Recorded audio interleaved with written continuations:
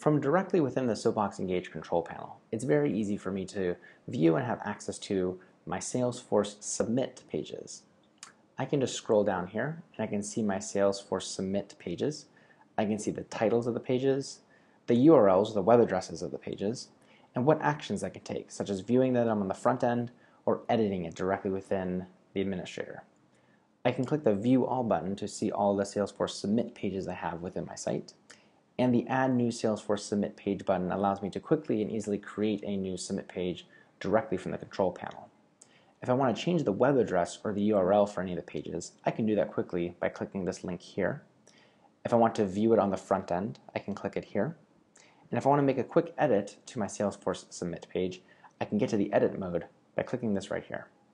Viewing, editing, and creating new Salesforce Submit pages directly from the Soapbox Engage control panel.